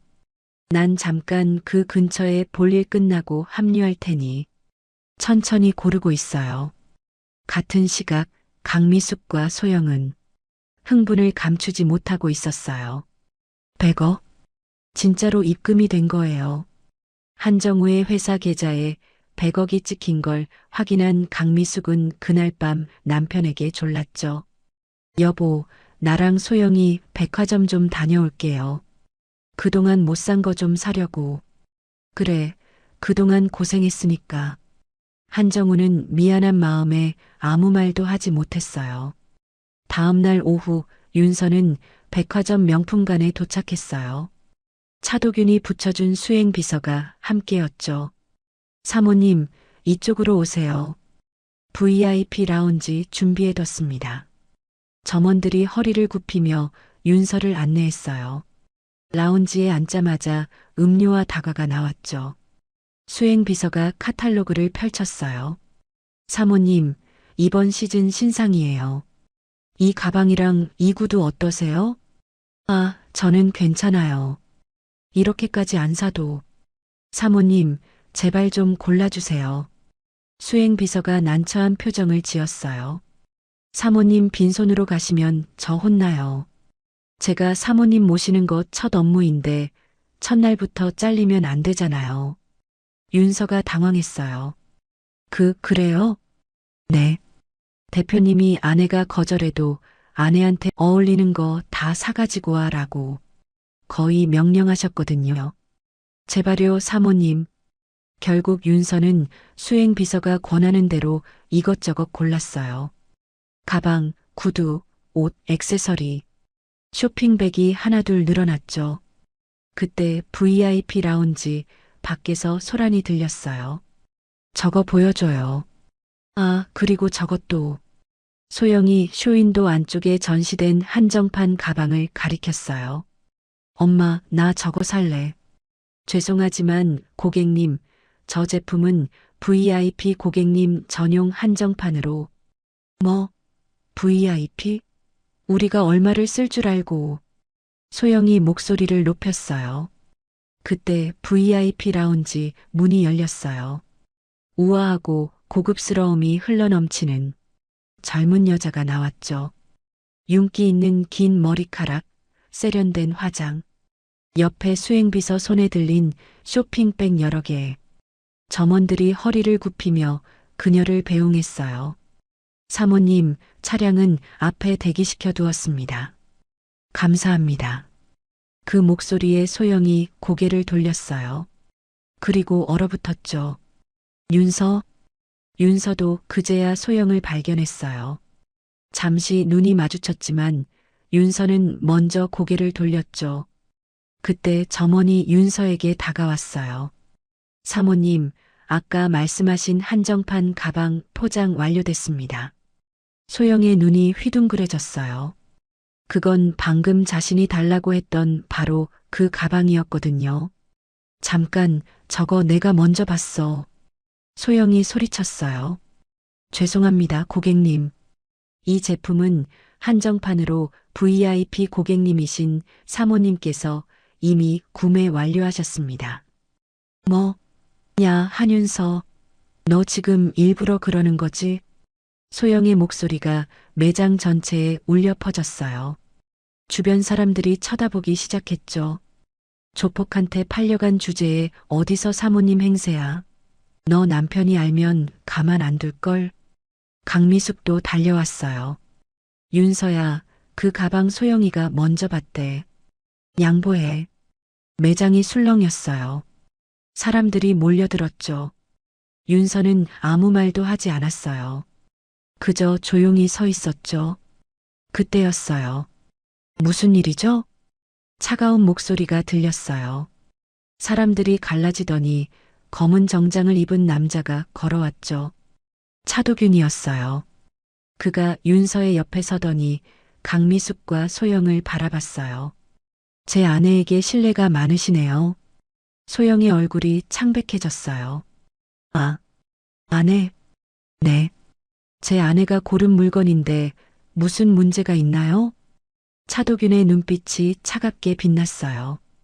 강미숙이 더듬거렸죠. 저희는 그냥 오해가 있으셨던 것 같으니 이만 가보시죠. 차도균이 윤서의 어깨를 감쌌어요. 가요. 네. 두 사람이 유유히 걸어나갔어요. 점원들이 허리를 굽히며 배웅했고 남겨진 강미숙과 소영은 그 자리에 얼어붙어 있었죠.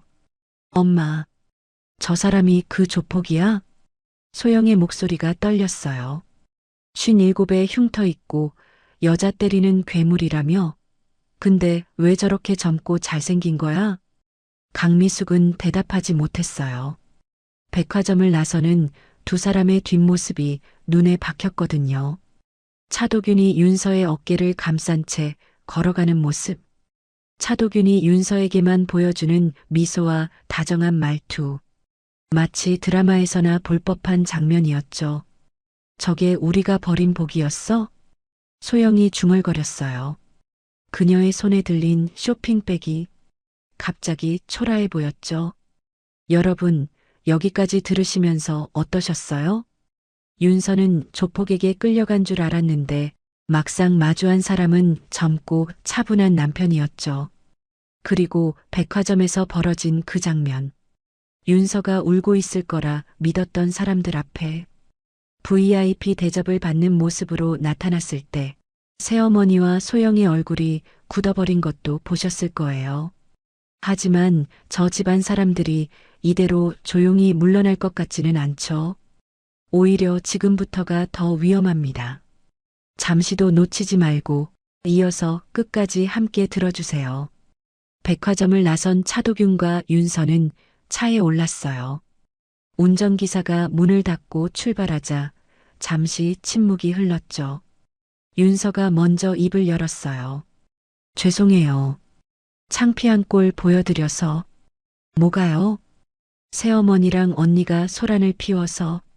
당신이 사과할 일이 아니에요. 차도균이 창밖을 바라보며 말했어요. 오히려 잘 됐어요. 이제 알겠습니까? 네. 당신이 어떤 대우를 받아야 하는 사람인지. 윤서는 말문이 막혔어요. 10년 동안 그 집에서 투명인간 취급을 받았어요. 양보하고 참고 눈치 보는 게 당연한 줄 알았죠. 그런데 오늘 백화점에서 점원들이 허리를 굽혔고 VIP 라운지에서 대접을 받았어요. 그리고 새어머니와 언니 앞에서 당당하게 서 있을 수 있었죠. 배고프죠? 차도균이 갑자기 물었어요. 네.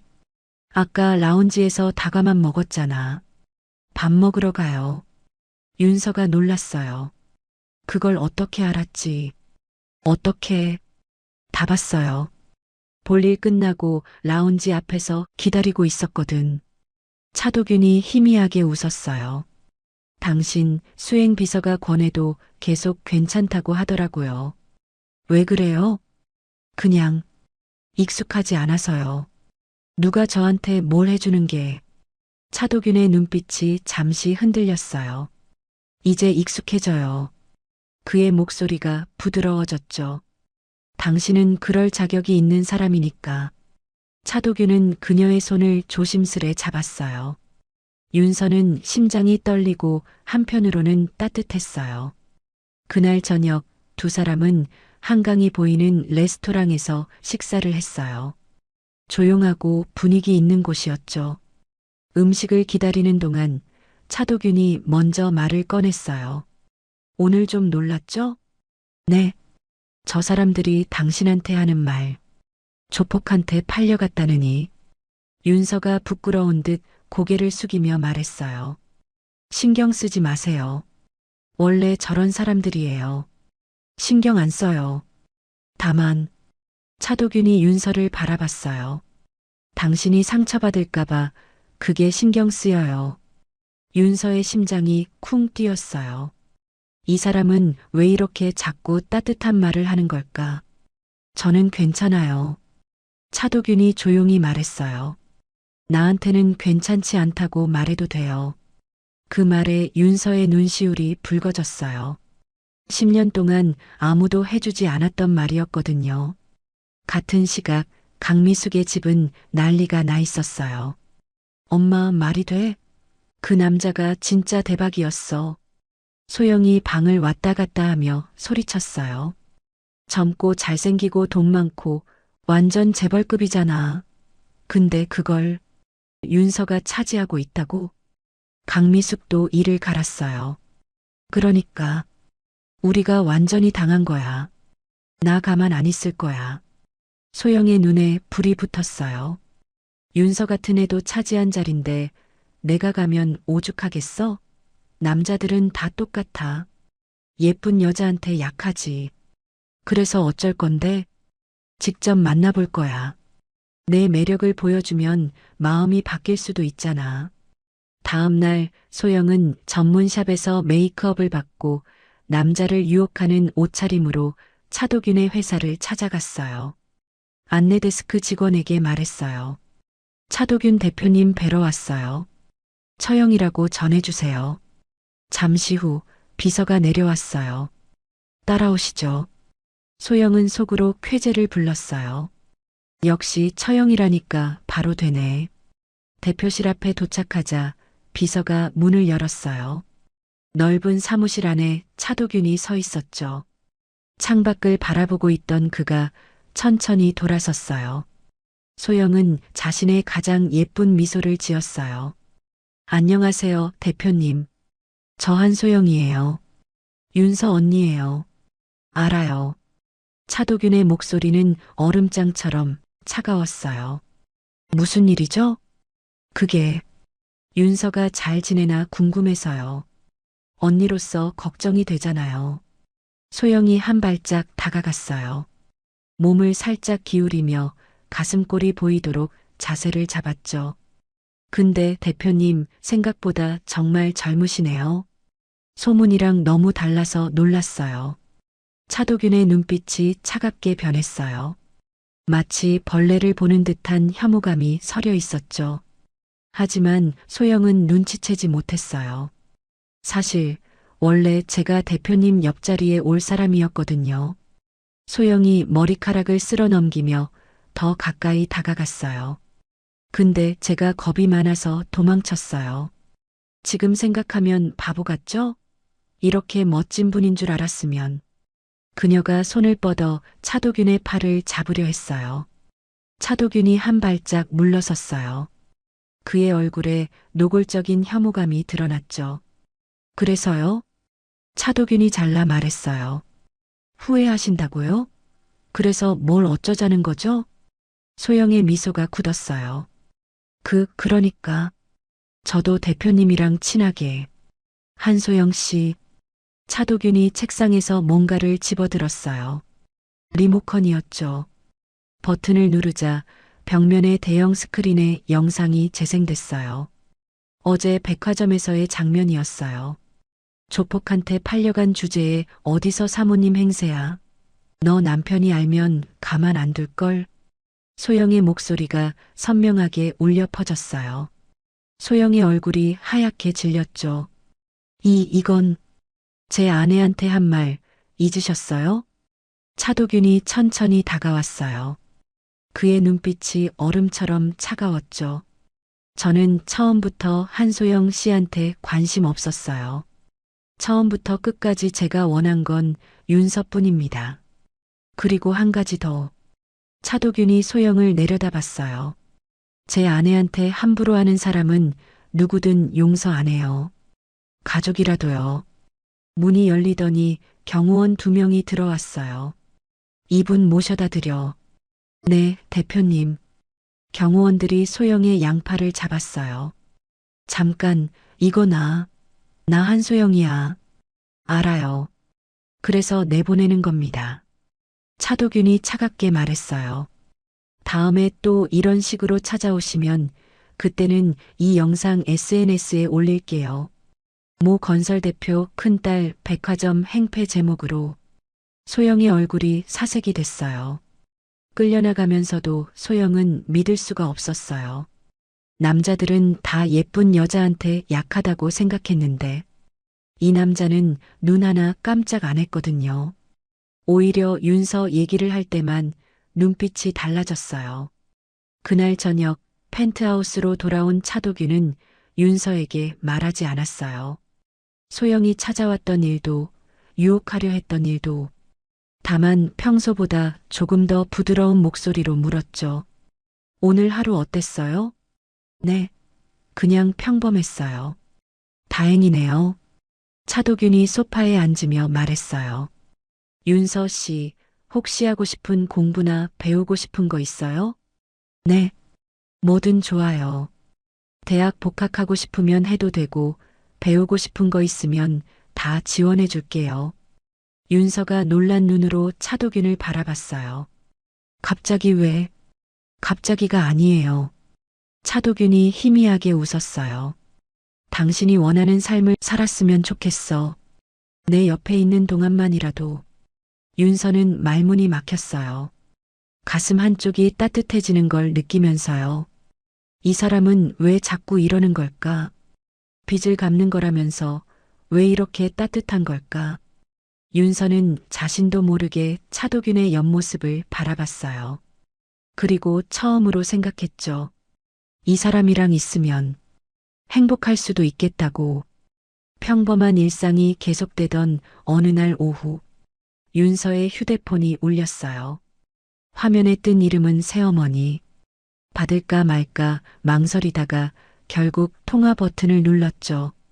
여보세요. 윤서야. 강미숙의 목소리가 울먹이고 있었어요. 내 아빠가 갑자기 쓰러졌어. 지금 숨도 제대로 못 쉬는데 너만 자꾸 찾는다. 빨리 좀 와다오. 윤서의 얼굴이 하얗게 질렸어요. 아버지가요? 지금 어디예요? 집이야. 빨리 와. 전화가 끊겼어요. 윤서는 앞뒤 가릴 것 없이 현관으로 뛰어나갔어요. 아버지가 쓰러졌다는데 생각할 겨를이 없었죠. 택시를 잡아타고 친정집으로 향했어요. 현관문을 열고 들어서는 순간 뭔가 이상했어요. 집안이 너무 조용했거든요. 아버지 어디 계세요? 윤서가 거실로 들어섰어요. 아무도 없었어요. 아버지. 그 순간 등 뒤에서 누군가 윤서의 머리를 거칠게 움켜쥐었어요. 갑작스러운 압박에 윤서의 몸이 중심을 잃고 바닥으로 고꾸라졌죠. 잡았다. 소영이었어요. 소영의 차가운 시선이 위에서 아래로 꽂혔어요. 언니, 이거 뭐야? 나. 닥쳐. 강미숙이 안방에서 나왔죠. 손에는 서류 뭉치가 들려 있었어요. 엄마, 이게 무슨 짓이에요? 아버지 어디 계세요? 쓰러졌다며. 쓰러지긴. 내 아버지는 회사에 있어. 내년을 끌어내려면 이 방법밖에 없잖아. 강미숙이 비열하게 웃으며 서류를 윤서의 눈앞에 들이밀었어요. 무제한 연대 보증 및 위임장. 윤서의 눈이 커졌어요. 이게 뭐예요? 여기 지장 찍어. 내 아빠 회사 빚이 아직도 산더미야. 내가 차 대표 아내니까 이 정도 보증은 서줘야 할 거 아니야. 강미숙이 윤서의 손을 잡았어요. 그리고 그 블랙카드. 내가 관리할 줄이나 알아? 이 엄마한테 맡기라고. 싫어요. 이건 말도 안 돼. 윤서가 몸을 비틀었어요. 소영이 윤서의 어깨를 눌러 바닥에 고정시키며 소리쳤죠. 야, 한윤서. 너만 좋은 옷 입고 돈 펑펑 쓰고 다니니깐 눈에 뵈는 게 없지? 당장 찍어. 이거 나. 이거 놓으라고.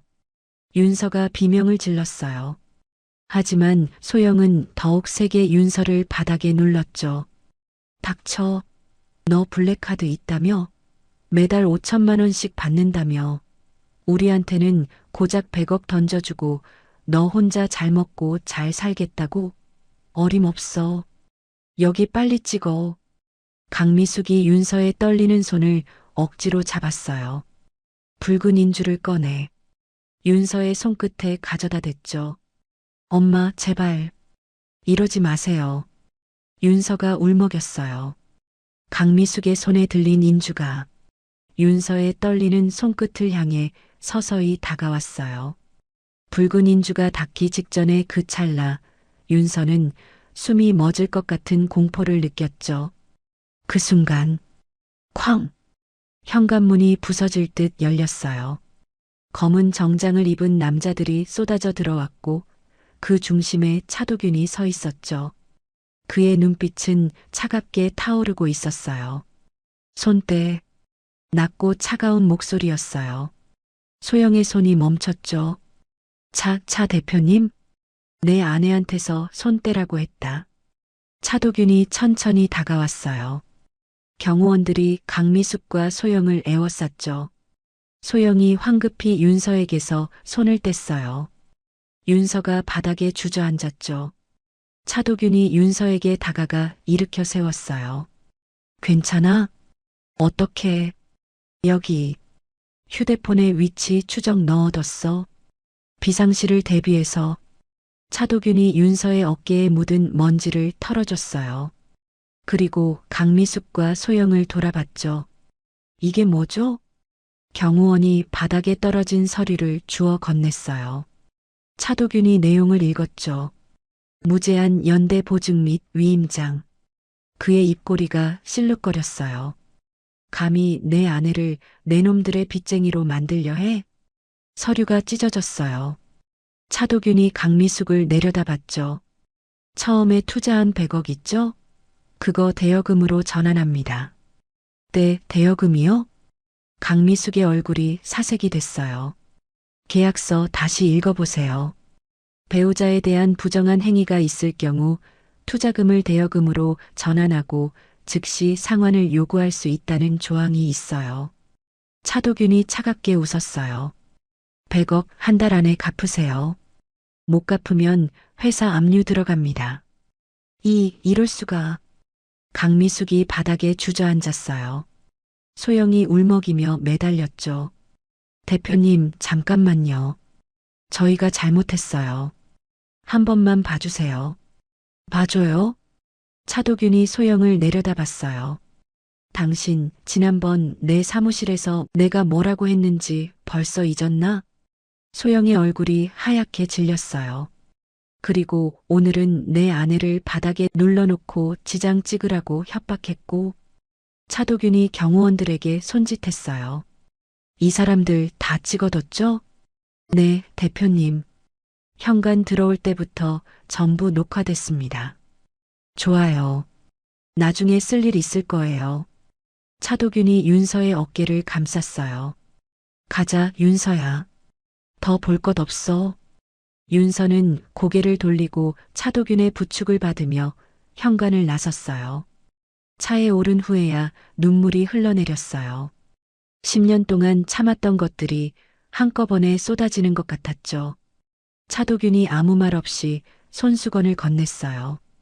이제 안 보내. 네. 그 사람들한테 다시는 안 보내. 차도균이 조심스럽게 윤서를 끌어안았어요. 마치 깨질까봐 조심하듯 아주 천천히. 윤서는 처음엔 몸이 굳었지만 이내 그의 품에 얼굴을 묻었어요. 따뜻했어요. 10년 동안 아무도 이렇게 안아준 적이 없었거든요. 눈물이 멈추지 않았지만 이상하게 마음은 편안해졌어요. 울어도 돼. 다 울고 모두 잊어버려. 차도균이 윤서의 머리를 쓸어주며 말했어요. 윤서는 그의 품에서 한참을 울었죠. 그리고 처음으로 느꼈어요. 이 사람과 평생 함께하고 싶다고. 한 달이 지났어요. 강미숙과 소영은 100억을 갚지 못했죠. 차도균의 법무팀은 가차 없었어요. 회사는 압류됐고 집은 경매에 넘어갔어요. 자동차도 명품도 모든 것이 사라졌죠. 마지막으로 남은 건 서울 외곽의 반지하 원룸 한 칸이었어요. 곰팡이가 핀 벽, 햇빛도 들지 않는 창문, 물이 새는 천장. 윤서가 예전에 쓰던 다락방보다 못한 곳이었죠. 엄마, 이게 뭐야? 내가 왜 이런 데서 살아야 해? 소영이 울부짖었어요. 다 너 때문이야. 내가 그 남자한테 잘 보였으면 이렇게 안 됐어. 강미숙도 소영에게 소리쳤죠. 내 탓이야? 엄마가 윤서 머리채 잡고 지장 찍으라고 했잖아. 모녀는 서로를 탓하며 매일 싸웠어요. 그 집에는 고함 소리만 가득했죠. 한정우는 모든 것을 잃고 고시원으로 들어갔어요. 매일 윤서에게 전화를 걸었지만 윤서는 받지 않았어요. 펜트하우스에서는 윤서가 짐을 정리하고 있었어요. 차도균이 새 집으로 이사하자고 했거든요. 둘만의 보금자리를 만들자고요. 옷장 깊숙이 넣어뒀던 박스를 꺼냈어요. 어머니의 유품이었죠. 아버지가 재혼할 때 버리려던 것을 윤서가 몰래 챙겨뒀었어요. 박스를 열자 낡은 일기장이 보였어요. 엄마의 글씨체였죠. 윤서가 조심스레 페이지를 넘겼어요. 1999년 3월 15일. 오늘 퇴근길에 골목에서 이상한 광경을 봤다. 피를 흘리며 쓰러진 남자와 그 옆에서 울고 있는 어린아이. 사람들은 무서워서 다 피했는데 나는 그냥 지나칠 수가 없었다. 119에 전화하고 아이 얼굴에 피를 닦아줬다. 아이가 너무 떨고 있어서 가방에 있던 딸기 사탕을 하나 줬다. 무서웠지? 괜찮아. 이제 괜찮아. 아이가 사탕을 꼭 쥐고 울음을 멈췄다. 그 아이가 부디 무사하기를. 그 아이가 부디 잘 자라주기를. 윤서의 손이 떨렸어요. 눈물이 주르륵 흘러내렸어요. 엄마. 그때 방문이 열렸어요. 차도균이 서 있었죠. 윤서의 눈물을 보고 다가왔어요. 왜 울어? 무슨 일이야? 윤서가 떨리는 손으로 일기장을 내밀었어요. 차도균이 그것을 받아들었죠. 일기장을 읽는 순간 그의 눈빛이 흔들렸어요. 이 아이가 나야. 알아요. 이제야 알겠어요. 윤서가 울먹이며 말했어요. 당신이 왜 저한테 이렇게 잘해줬는지. 25년 전 그 아이가 당신이었던 거죠? 차도균이 천천히 고개를 끄덕였어요. 그날 아버지가 칼에 찔려서 죽어가고 있었어. 7살이었던 나는 아무것도 할 수 없었지. 그가 일기장을 내려다봤어요. 그때 지나가던 사람들은 다 피했어. 무서워서. 하지만 당신 어머니만 달려와서 119에 전화해 주셨어. 내 얼굴에 피를 닦아주시고 딸기 사탕을 쥐어주셨지. 차도균의 눈가가 붉어졌어요. 무서웠지? 괜찮아. 이제 괜찮아. 그 말 한마디가 나를 살렸어. 그래서 저한테 아버지께서 평생 말씀하셨어. 그 여자분의 은혜를 꼭 갚으라고. 차도균이 윤서의 손을 잡았어요. 10여 년 동안 찾았어. 그분이 돌아가셨다는 걸 알았을 때 딸이 있다는 걸 알게 됐지. 그래서 당신을 지켜보기 시작한 거야. 윤서의 눈물이 멈추지 않았어요. 그럼 이 결혼도 다 빚을 갚기 위해서. 처음엔 그랬어. 차도균이 윤서의 눈물을 닦아줬어요. 하지만 지금은 아니야. 그가 품에서 서류 한 장을 꺼냈어요. 1년 계약 결혼 서류였죠. 차도균이 그 서류를 찢었어요. 계약은 끝났어. 네. 이제 당신을 계약 아내가 아니라 내 진짜 아내로 맞이하고 싶어. 그가 무릎을 꿇었어요. 손에는 작은 상자가 들려 있었죠. 상자가 열리자 다이아몬드 반지가 빛났어요. 한윤서 씨, 저의 진짜 아내가 되어주시겠습니까? 윤서는 울면서 고개를 끄덕였어요. 네. 네, 그럴게요. 차도균이 윤서의 손가락에 반지를 끼워줬어요. 그리고 그녀를 꼭 안았죠. 따스한 5월의 어느 날, 두 사람은 어머니의 묘소를 찾았어요. 윤서가 비석 앞에 무릎을 꿇었죠. 손에는 딸기 사탕이 들려 있었어요. 엄마, 나왔어. 윤서가 사탕을 비석 앞에 내려놓았어요. 엄마가 25년 전에 살린 그 아이, 이렇게 멋지게 컸어. 그리고 이제 내 남편이 됐어. 눈물이 흘러내렸어요. 엄마, 나 이제 정말 행복해. 엄마가 뿌린 씨앗이 이렇게 큰 선물이 되어서 돌아왔어. 차도균이 윤서의 옆에 섰어요. 그도 비석 앞에 고개를 숙였죠. 어머니, 25년 전 그날의 은혜, 평생 잊지 않겠습니다. 윤서, 제가 꼭 행복하게 해주겠습니다. 따스한 5월의 바람이 불었어요. 푸른 실록이 햇살에 반짝였죠. 차도균이 윤서의 손을 잡았어요. 가자. 우리 집으로. 윤서가 고개를 끄덕였어요. 두 사람이 천천히 걸어갔어요. 나란히 손을 잡고 25년 전 골목에서 시작된 인연이 오늘 진짜 부부가 되었어요. 여러분, 오늘 이야기 어떠셨어요? 윤서는 참 오랫동안 혼자 버텨왔죠. 언니 대신 무서운 사람에게 끌려간 줄 알았던 결혼이 사실은 25년 전 어머니의 선한 선택으로 이어진 인연이었다는 사실. 저도 쓰면서 마음이 여러 번 뭉클해졌습니다. 윤서 어머니는 그날 그냥 지나칠 수도 있었어요. 하지만 잠시 멈춰 손을 내밀었고 그 작은 선택이 25년 뒤 딸의 인생을 지켜주는 큰 힘이 되었죠. 착하게 사는 게 손해처럼 느껴질 때도 있지만 세상은 결국 돌아서 제자리를 찾아오는 것 같습니다.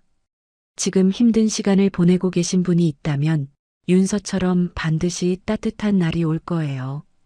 여러분은 오늘 이야기에서 새어머니 강미숙, 언니 한소영 중 누가 더 얄미우셨나요? 댓글에 미숙 또는 소영 이름만 남겨주세요. 여러분의 한마디 한마디 제가 꼭 읽어보겠습니다. 끝까지 함께 해주셔서 감사합니다. 구독과 좋아요는 다음 이야기를 만드는 큰 힘이 됩니다.